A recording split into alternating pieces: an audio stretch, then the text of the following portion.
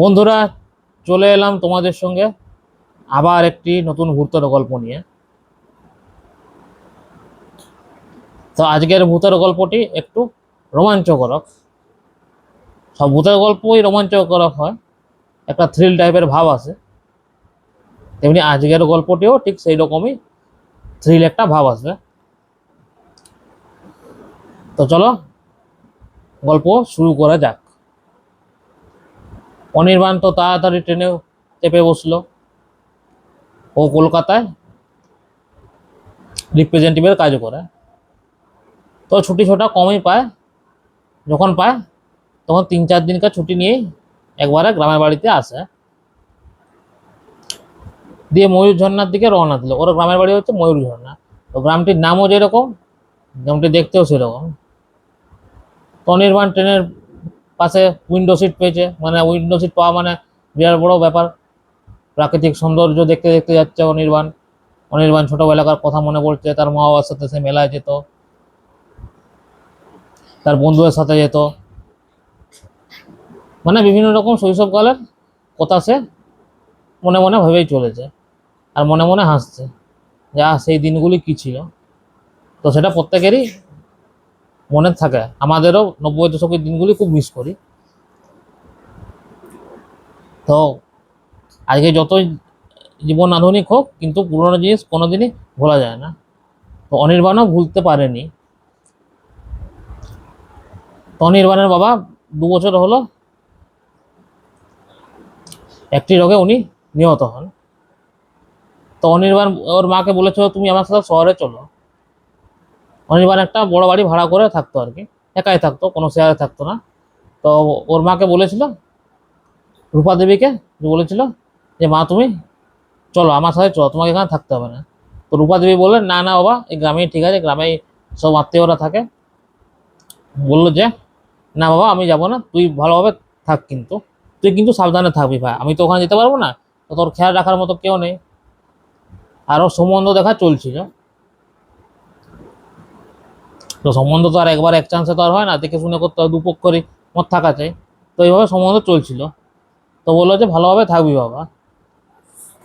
ও চাকরি করছে ওখানে মোটামুটি 5-6 বছর আর কি, 5-6 বছর চাকরি করছে। তো প্রতি বছরই ও ময়ূর ঝর্ণাতে আসে মেলা দেখতে। ওই এপ্রিল মাসের টাইমটাতে ওখানে একটা মেলা বসে, খুব বড় মেলা বসে।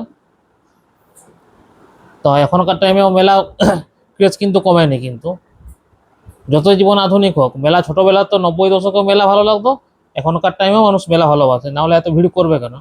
তো মেলা দেখার প্রত্যেকেরই শখ আছে। মানে মানুষ কিছু কিছু জিনিস যতই উন্নত হোক, পুরোনো ক্রেজ কিন্তু থেকেই যায় একটা। মেলাও তার মধ্যে একটি জিনিস। তো ও পৌঁছালো সন্ধ্যের দিকে।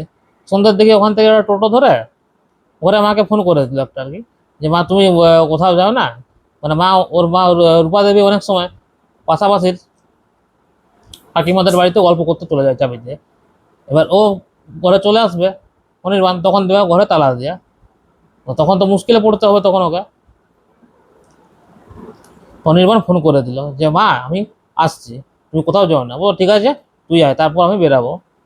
ওখানে সামনে একটা মন্দির আছে, ওখানে মন্দিরে কীর্তন হয়, ওখানে অনেকেই বসে আর কি। তো ভালো লাগে, ফাঁকা জায়গায় বেশ হাওয়া, খুব সুন্দর হাওয়া খেলে ওখানে কীর্তন হয়। তো প্রতি সন্ধ্যাবেলায় ওর মা ওখানে গিয়ে বসে। তো মা বললো ঠিক আছে তুই আয়, আমি কোথাও যাচ্ছি না, তুই এলে বেরাবো। বলো ঠিক আছে। তো টোটো পৌঁছালো কি 10-15 মিনিট পর, মানে একটু দূর বাড়িটা আর কি। তো রাস্তা কিন্তু ভালো, খুবই সুন্দর। তো এসে পৌঁছানোর পর হাত পা মুখ ধুলো, ধুয়ে তো তখন খেতে বসলো, কিছু খাবার দিল আর কি। মানে রাস্তাতেও টিফিন করে নিচ্ছে আর কি, ট্রেনে কিছু খেয়ে নিচ্ছে, কিন্তু এসে কিছু ওই চাটা খেলো আর কি। যাদের চায়ের নেশা তারা গরমকালেও চা খাবে, সবসময় চা খাবে, শীতকালে তো আরও বেশি করে খাবে। তো চা খেলো, দিয়ে রেস্ট নিল। আর মেলা সেদিনও চলছিল আর কি। ওদের মেলাটা 1 সপ্তাহ চলে। তো সেদিন 3 দিনের মেলাটা চলছে। তো 3 দিন বললো যে সন্ধ্যা হয়ে গেছে, এখন আর যেতে পারি না, বরং কালকে বিকাল দিকে বেরোবো। তো তাই করাই ভালো। তারপরে এসে ঘরে ঘরে মায়ের সাথে গল্প, শহরে কোন কাজ চলছে, বলছে ভালোই চলছে কাজ। মা বললো ভালো আছিস তো, ঠিক আছে। তো মা ওর মাকে বললো যে মাঝে মাঝে যাবে কিন্তু। বলে হ্যাঁ সে তো নিশ্চয়ই যাবো, তুই যখন আসিস তখন যাবো, আমি চিন্তা নেই কোনো। তো ওরও দেখাশোনা চলছে, কিন্তু এখনো কোনো ফিক্সড হয়নি, ঠিক হয়নি কোনো। তো ওইটা বিষয়ে কিন্তু অনির্বাণ অত টেনশন নেয়নি, অনির্বাণ ফ্রি, ওই বিষয়ে কোনো ওর মাথা ব্যথা নেই বুঝলে। এমনকি ওর বন্ধুরাও কয়েকজন ওকে নিয়ে মজা করেছে আর কি। তো মজা করলেও ওর আগে না ওই বিষয়, তো ও দিলদার টাইপের আর কি। তো পরের দিন বিকেল দিকে ও মেলার দিকে রওনা দিল। মেলাটা ওদের ঘর থেকে প্রায় 10-15 মিটার দূরে একটু। তো ও ঠিক করে হাঁটতে হাঁটতেই যাবো, ও কোনো গাড়ি টাড়ি করলো না, হাঁটতে হাঁটতেই, মানে অনেক টোটো বেরিয়ে যায় ওই দিক দিয়ে, কিন্তু ও ঠিক করেছে না হাঁটতে হাঁটতেই যাই। বেশ ভালো হাওয়া দিচ্ছিল, আকাশে মেঘলা মেঘলা ওয়েদার করেছিল। ও ছাতার সঙ্গে নিয়েছিল, যদি এমার্জেন্সি যদি বৃষ্টি হয়, তো ছাতার সঙ্গে নেওয়া সত্ত্বেও ও হাঁটতে হাঁটতে গুনগুন করতে করতে যায়, কানে হেডফোন লাগিয়ে গান শুনতে শুনতে আসছে। তো মেলা তো দেখলো, মেলা চারিদিকে ঘুরলো। ও সকাল সকালই অনেকটা ঘুরে নিয়েছিল আর কি, মানে ও যখন বেরিয়েছিল 4টার দিকে, তো তখন মেলা দেখতে দেখতে ওর 5টা বেজে গেল প্রায়। তো মেলা চারিদিকে ঘুরলো, চড়কেও চাপলো ছোটোবেলাকার স্মৃতি রিফ্রেশ করার জন্য। তারপরে কিছু খেলো, কিছু ঘরের জন্য নিয়েও নিল জিলাপি। মেলাতে তো জিলাপি তো মেন, জিলাপি মিষ্টি তো মেন মেলাতে। তারপর কিছু খেলনাও নিল, খেলনা বলতে খেলনা ঠিক নয়, মানে সাজিয়ে রাখার জন্য ভালো বলতে গেলে একটা, সেরকম মেলাতে মানে ওর ভাড়া বাড়িতে বাড়িতে সাজিয়ে রাখবে আর কি। তো ও একটা জায়গায় দেখলো একটা লোক কতগুলি কাঠের পুতুল বিক্রি করছে। তো কাঠের পুতুলগুলি দেখে ও ওইদিকে গেল আর কি। তো ওখানে একটা বুড়ো লোক বসেছিল, বুড়ো বলতে কি মোটামুটি 55 থেকে 60 এরকম। একবারে যে খুব যে বুড়ো সেটা বড় ঠিক হবে না, 55-60 বছর বয়স। তো একটু দেখে একটু অদ্ভুত লাগলো। এবার অদ্ভুত কেন ব্যাপারটা হচ্ছে, ও ছোটোর থেকে মেলা আসছে, কিন্তু মোটামুটি অনেককেই ও ওখানে মেলাতে আগেও বসতে দেখেছে, কিন্তু ওই বুড়োটিকে কোনোদিন বসতে দেখে নিয়ে থাকে। তো যাই হোক, নতুন বসেছে হয়তো, সেটা আলাদা ব্যাপার। তো ওখানে যাওয়ার পর ওই কাঠের পুতুলগুলি দেখলো, কাঠের পুতুলগুলি প্রত্যেকটি খুব সুন্দরভাবে সাজানো, বেশ কারুকার্য হবে, সুন্দরভাবে সাজানো আর পুতুলগুলি। তবে দেখলো যা বা খুব সুন্দর, তো একদম রিয়েলিস্টিক, একদম অরিজিনাল। তো একটা পুতুলের ওপর নজর পড়লো ওর। তো পুতুলটা যখন দেখলো তখন বললো যে যে কাকা ওই পুতুলটা কিসের পুতুল? তো তখন কাকা একটু গাম্ভীর্য গলায় বললো যে বাবা এই পুতুলটি খুব স্পেশাল, এই পুতুলটি খুব সাবধানে রাখতে হবে, কিন্তু পুতুলটি যদি একটু যদি এদিক ওদিক তোমার যদি ঠোকা লেগে যায়, তাহলে কিন্তু ঘরে কিন্তু তোমার বিপদ হয়ে যাবে, ঘরে সর্বনাশ ডেকে আনবে বলতে গেলে। তো পুতুলটি নিয়ে যাচ্ছ, কিন্তু নিজের রিস্কে নিয়ে যাও, সাবধানে নিয়ে যাবে কিন্তু। তো ওই কথাতে কিন্তু একটু আশ্চর্য হলো অনির্বাণ। তো কাঠের পুতুলের মধ্যে আবার কি আছে রে, যে এত গাম্ভীর্যভাবে বলার কি আছে? তো তখন ওই কাকাকে বললো যে কাকা এই পুতুলটির মধ্যে কি এমন আছে যে তুমি এটিকে সাবধানে নিয়ে যেতে বলছো? তো বললো সে বহু গল্প বাবা, তো তোমাকে যতটুকু বলছি, যদি সাবধানে রাখতে পারো তাহলে পুতুলটি নাও, আর না হলে বাদ দাও, অন্য আরো পুতুল আছে সুন্দর, তুমি নিয়ে যেতে পারো, কিন্তু এই পুতুলটি খুব স্পেশাল আর কি, যদি সাবধানে রাখতে পারো তবেই কিন্তু নিয়ে যাও। তো অনির্বাণ কিন্তু বললো ঠিক আছে কাকা, চিন্তা করো না, সাবধানে পুতুলটিকে রাখবো। তো অনির্বাণ মাথায় ওসব কথা কিন্তু মাথায় ঢোকেনি, ও পুতুলটিকে সাধারণভাবেই দেখেছে। এই পুতুলের একটা একটু অদ্ভুত টাইপের, মানে আর 5টা পুতুলের থেকে আলাদা আর কি। তো ওর পুতুলটির দাম নিল 500 টাকা। তো 500 টাকা দিয়ে পুতুলটিও নিয়ে গেল। তো ঘরে গিয়ে ওর মাকে দেখালো। প্রথমে তো খাওয়া দাওয়া হলো রাত্রিবেলা, তারপরে ওর মাকে দেখালো যে মা দেখো এটি আমি পুতুলটি নিয়ে এসেছি, কাঠের পুতুলটি, এটি আমার যেখানে থাকে সেখানে ডাইনিংয়ে রাখলে দারুণ কিন্তু মানায়। পুতুলটি মোটামুটি ওই 1 ফুটের মতো, খুব বড় নয়, 1 ফুটের মতো পুতুলটি আর কি। তো পুতুলটি দেখে রূপা দেবী একটু একটু মানে ভয় পেয়ে যায় আর কি, সন্দেহজনক লাগে। তো তখন বললো যে বাবা তুই আর কোনো পুতুল পড়ে না বা আর কোনো জিনিস পেলি না, সাধারণ তোকে এই পুতুলটি নিতে হলো? তো তখন অনির্বাণ বলছে কেন তুমি এরকম বলছো মা? বলছি না না বাবা কিছু না সেরকম, কিন্তু পুতুলটা একটু অদ্ভুত টাইপের, না একটু অড টাইপের, মানে কিছু কিছু ছবি থাকে একটু অড টাইপের থাকে আর কি, সেগুলো ঘরে না রাখাই ভালো। বিশ্বাস অবিশ্বাসের কথা পরের কাছে, কিন্তু কিছু কিছু ছবি বা অদ্ভুত জিনিস ঘরে না রাখাটাই ভালো আর কি। তো সেটা রূপা দেবী বললো আর কি। তো বললো যে মা তুমিও না সত্যি আগেকার যুগেই পড়ে আছো, এখনকার যখন সোশ্যাল মিডিয়ার যুগ হয়েছে এখন, ও তো টেকনোলজি এসছে, এআই যুগ চলে এসছে, আর তুমি তুমি সেই পুরোনো জিনিস নিয়ে এখনো পড়ে আছো।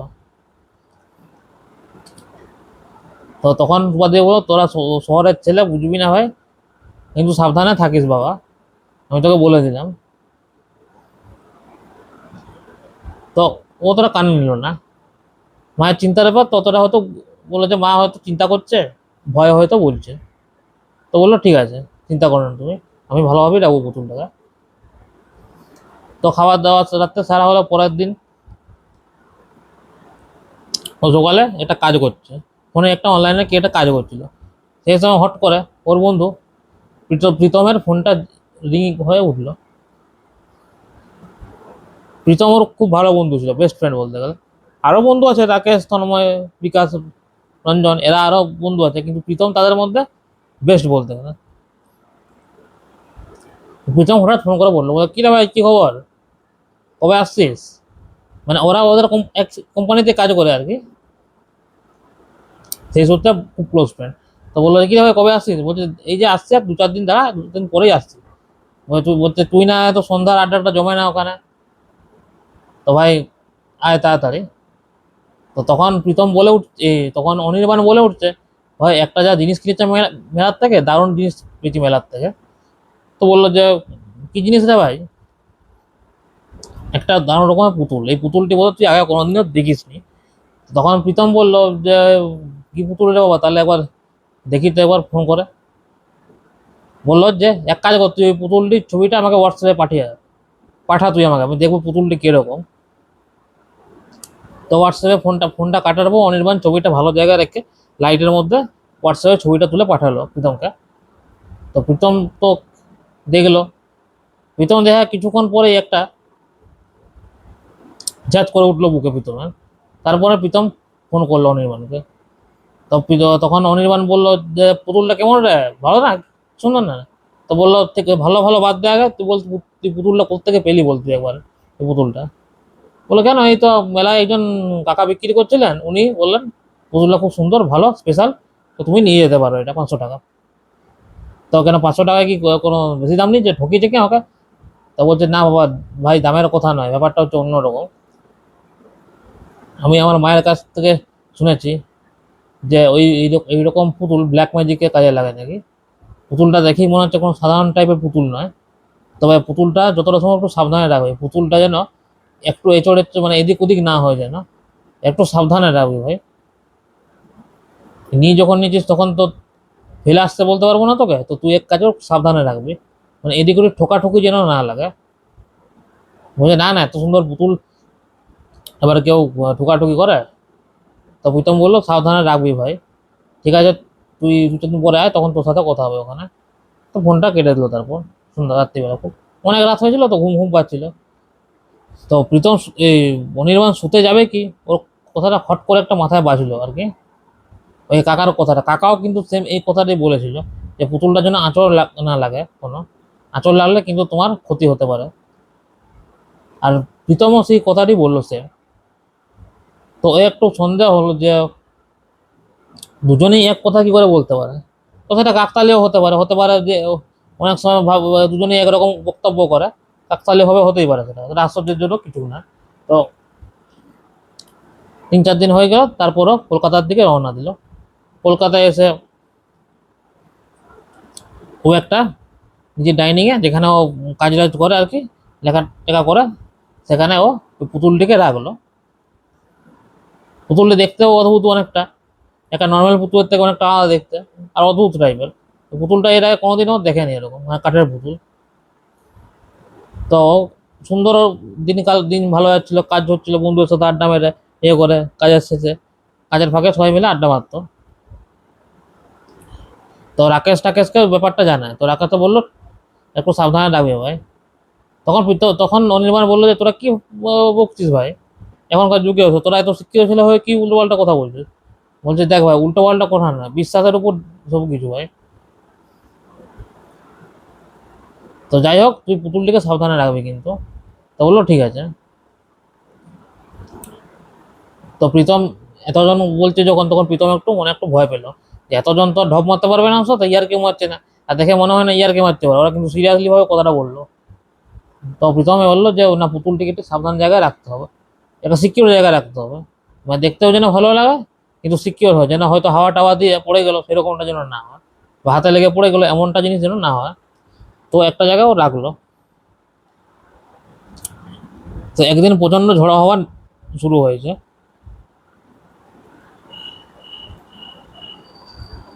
ঝড়ো হাওয়া শুরু হতে প্রচন্ড হাওয়া দিচ্ছে, জানলার বাইরের দিক থেকে ঝাঁটও আসছে। তো ও ঘুমিয়ে পড়েছে, ও কিন্তু দরজাটা কভারটা লাগা, ওই জানলাটা লাগাতে ভুলে গেছে। হাওয়াটা প্রচন্ড আসছে, ঘরে বৃষ্টির জল অনেক ঘরে ঢুকেও গেছে অবশ্য। ওটা হঠাৎ করে একটা শব্দ হলো। তো ওই শব্দটি ছিল মূর্তিটির, এই কাঠের মূর্তিটি পড়ে গেছিল। তো রাত্রেবেলা তো ঘুমের ঘরে ও মার মার ঘুমাচ্ছে নাকে দেখতে, সকালবেলা দেখছে মূর্তিটি নিচে পড়ে আছে। তো দেখলো হাতটা ওর ভাঙা। তো প্রীতম তখন একটু ভয় পেল যে সবাই বলছিল ভালোভাবে রাখো, এই যে হাতটা ভেঙে গেল যে, তো এটা কোনো বিপদ হবে না। তো তো তখন প্রীতম প্রীতমের কথাটা মনে করলো যে কোনো সত্যি না। তো তখন অনেকবার মাঝে মাঝে বললো যে না, ওটা ওদের ভুল বলছে, ওদের মনের ভুল ওটা, তাই আবার হয় নাকি। তো কথাটা ইগনোর করে দিল ওরা আর কি। তো তারপরের দিন থেকে অনির্বাণ করে বিভিন্ন রকম অলৌকিক ঘটনা করতে শুরু করলো। মানে বিভিন্ন রকম, কেউ ঠক ঠক করছে দরজা মাঝরাতে, কেউ মনে হচ্ছে ওর রুমের মধ্যে কেউ ঘোরাফেরা করছে, মানে বিভিন্ন রকম ভাবে মানে প্যারানর্মাল অ্যাক্টিভিটিস ওর ঘরে হচ্ছে। মানে এরপর থেকে বোঝা যাচ্ছে যে ওর ঘরে ও শুধু একা নেই, আরো কেউ ওর সাথে আছে।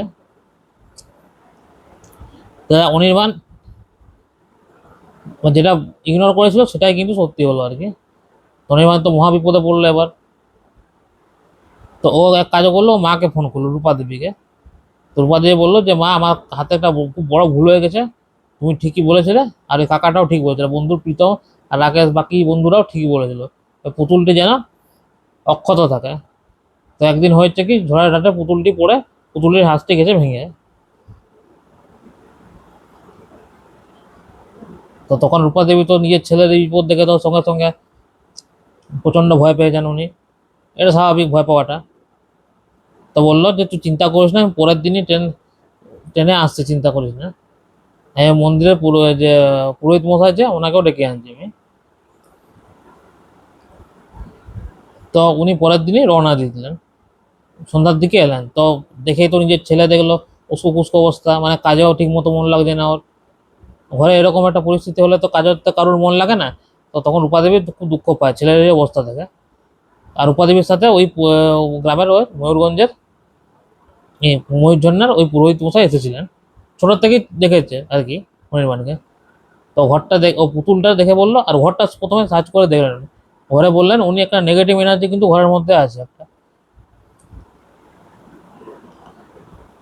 তো বললেন যে ওই পুতুলটা আনো বাবা, দেখি পুতুলটা কেমন পুতুলটা। তো পুতুলটা আনলো, পুতুলটা আনার পরে দেখে একটু চমকে গেল, একটু ভয় পেয়ে গেল যে পুতুলটা সাধারণ পুতুল নয়। তো পুতুলটা তুই কোত্থেকে পেলে? তো পুতুলটি বললো যে গ্রামের মেলা হয়েছিল, একজন ওই বুড়ো লোকটার কাছ থেকে পেয়েছিলাম আর কি। তো বললো যে পুতুল তন্ত্রমন্ত্রের কাজে লাগে।